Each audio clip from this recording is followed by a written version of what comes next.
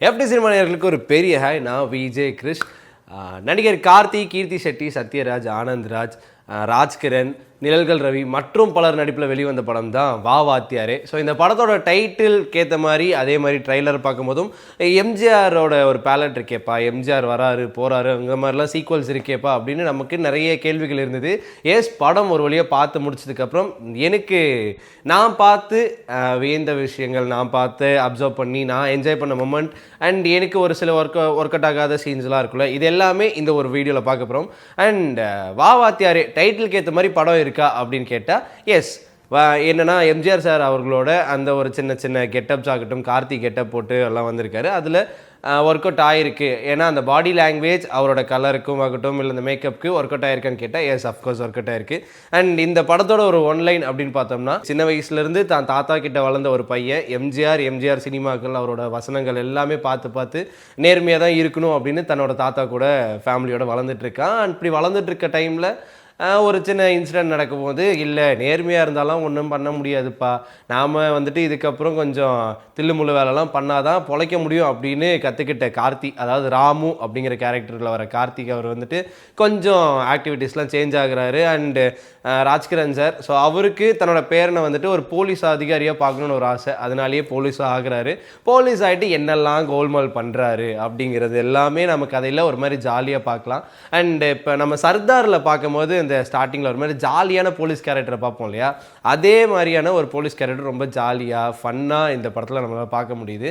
And இதுக்குள்ளே எப்படிப்பா இந்த வாத்தியார் அப்படிங்கிற கேரக்டர் வந்தது அப்படின்னா, நம்ம இந்த அன்னியன் படத்தில் ரெமோ ஒரு கேரக்டரு, அதுக்கப்புறம் அன்னியன் ஒரு கேரக்டர், அதுக்கப்புறம் அம்பி ஒரு கேரக்டர், மல்டிபிள் டிசார்டர்னு இருக்கும் இல்லையா, அந்த மாதிரி இது ஒரு டிசார்டரும் கிடையாது, இல்லை ஆவியா இல்லை என்ன ஏது அது மாதிரி எதுவுமே இல்லை. ஸோ ஒரு சின்ன விஷயம் நடக்குது, அந்த விஷயத்துக்கு எப்படி இவர் குரல் கொடுக்குறாரு, இதுக்கு நடுவில் வாத்தியார் எப்படி வராரு, வாத்தியார் வர சீக்வல்ஸ்லாம் கரெக்டாக இருக்கா இல்லையா, நியாயத்துக்கு என்ன மாதிரியான சவுக்கெல்லாம் எடுத்து இப்போ பதிலடி கொடுக்குறாரு அப்படிங்கிறத தான் ஓவரால் ஸ்டோரியாக நம்ம வாத்தியாரில் பார்க்க முடியும். அண்ட் கீர்த்தி செட்டி அவங்கள பற்றி சொல்லணும் அப்படின்னா, ரொம்ப ப்ரிட்டியான ஒரு கேரக்டர். ஒரு மாதிரி இந்த கோஸ்ட் கோடெல்லாம் பேசுகிற அந்த கேரக்டர், அந்த மாதிரியான ஒரு விஷயங்கள்லாம் பண்ணுவாங்க இல்லையா, அந்த மாதிரியான ஒரு பொண்ணு. ஆனால் ரொம்ப ப்ரிட்டியாக ரொம்ப அழகாக ஒரு பாபி டால் மாதிரி அவங்களை காட்டியிருக்காங்க. அந்த வகையில் கீர்த்தி செட்டியை பார்க்கும்போது நல்லா இருக்கேப்பா, நல்லா பொம்மை கட்ட மாதிரி இருக்குல்லப்பா இந்த பிள்ளை, அப்படி தான் இருந்தது. ஸோ ரெண்டு பேரோட காம்பினேஷனில் பெருசாக சீக்வல்ஸ் எதுவுமே இருக்காது. அண்ட் ஃபர்ஸ்ட் ஆஃப் போக போக போக ஓகே ஏதோ சொல்ல வராங்க அப்படிங்கிற மாதிரி இருக்கும். அண்ட் செகண்ட் ஹாஃபில் தான் இந்த வாத்தியாரோட கேரக்டர் ஃபுல் பிளட்ஸ்டாக வந்திருக்கு. அண்ட் ஒரு சில இடத்துல வாத்தியாராக பண்ணியிருக்கக்கூடிய நம்ம கார்த்திக்கு ஒரு அந்த ஸ்லாங் ஆகட்டும், எம்ஜிஆர் ஒரு மாதிரி பேசுவார் இல்லையா, ஸோ அந்த ஒரு ஸ்லாங் ஆகட்டும், அந்த ஒரு பாடி லாங்குவேஜ் ஒரு சில இடத்துல டைல்யூட் ஆகிடுச்சோ அப்படிங்கிற ஒரு மன வருத்தம் எனக்கு இருந்தது. ஏன்னா ரொம்ப பெரிதும் ஒரு எதிர்பார்ப்போடு இந்த படத்தை நான் போய் உட்காந்து பார்த்தேன்.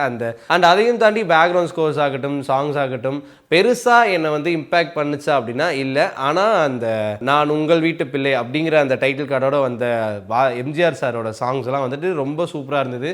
ஃபைட் அப்படின்னு எடுக்கும்போது வாத்தியார் படம்னாலே ஃபைட்டு தானேங்க அப்படிங்கிற மாதிரி நிறைய சீக்வல்ஸ் இருந்தால், ஆனால் குறிப்பிட்ட ஒரு ஃபைட் சீக்வல்ஸ் ரொம்ப நேரம் போனதுனால இன்னமாப்பா முடியலை அப்படிலாம் தோண ஆரம்பிச்சது.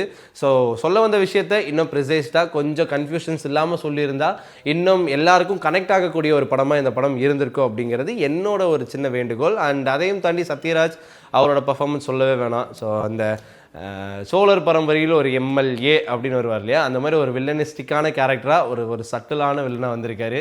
அண்ட் கெட்டப்லாம் பார்க்கும்போது ஒரு மாதிரி சூப்பராக இருந்தது. ஸோ படம் பாருங்கள், பார்த்துட்டு உங்களுக்கு என்ன கருத்து என்ன மைண்டில் இருக்குது அப்படிங்கிறத சொல்லலாம். அண்ட் இந்த படம் குறிப்பாக வா வாத்தியாரே யாரெல்லாம் பார்க்கலாம் அப்படின்னா, எம்ஜிஆர் சார் தான் எனக்கு மூச்சு. எம்ஜிஆர் நான் ரொம்ப வருஷத்துக்கு முன்னாடி அவரை ஸ்க்ரீனில் பார்த்ததுப்பா, அவரை பார்த்து வளர்ந்தவங்களாகட்டும், அவரை பார்த்து இன்ஸ்பயர் ஆனவங்களாகட்டும். ஸோ இந்த படம் எம்ஜிஆர் அந்த வா வாத்தியாருங்கிற டைட்டிலுக்காகவும் எம்ஜிஆர் அவர்களோட ஏஐ வச்சு ஒரு வீடியோ கொடுத்துருக்காங்க. அதே சமயத்தில் கார்த்திக் எம்ஜிஆர் சாராக கெட்டப் போட்டு பண்ணியிருக்காரு. ஸோ அதெல்லாமே பார்த்து ஒரு மாதிரி அந்த நாஸ்டாலஜிக்கல் மூமெண்ட்லாம் எனக்கு வேணும், எம்ஜிஆர் சாரை நான் பார்க்கணும், ஸ்க்ரீனில் ரொம்ப வருஷம் கழித்து பார்க்கணும்னு நினைக்கிறேன் எல்லா எம்ஜிஆர் ஃபேன்ஸுக்கும் இது ஒரு ட்ரிபியூட்டாக இருக்கும். ஸோ செம்மையாக சூப்பராக பார்க்கலாம். அந்த வாத்தியாராக வரக்கூடிய அந்த ஒரு கேரக்டர். அது குறிப்பாக சொல்லணும்னா எனக்கு ஒரு இடத்துல என்ன தோண ஆரம்பிச்சிருந்துச்சுன்னா, கார்த்திக் அவரை விட ஆனந்த்ராஜ் வந்துட்டு எம்ஜிஆர் கெட்டப்லேயே சுற்றிட்டு இருப்பாரு. ஸோ இவரை கார்த்தியை விட ஆனந்த்ராஜ் சூப்பராக பண்ணுறாருப்பா அப்படின்லாம் தோண ஆரம்பிச்சிருச்சு. ஸோ நிறைய வாத்தியாரை உள்ளே போய் பார்க்கலாம் நீங்கள். ஸோ இந்த பொங்கலுக்கு தியேட்டர் ரிலீஸ் ஆயிருக்க வா வாத்தியாரே போய் பாருங்கள். பார்த்துட்டு உங்களோட கருத்தை வந்து மறக்காமல் நம்ம கமெண்ட் செக்ஷனில் சொல்லுங்கள். வாத்தியார் எடுத்த படம் உங்களுக்கு புரிஞ்சுதா இல்லை நடுவில் ஏதாவது புரியாமல் போச்சா அப்படிங்கிறத நாங்களும் உங்ககிட்ட இருந்து கேட்டு தெரிஞ்சுக்கிறோம். ஸோ இதே மாதிரி ஒரு சூப்பரான வீடியோவில் உங்களை மீட் பண்ண அடுதன் பாய் ஃப்ரம் நான் தாங்க.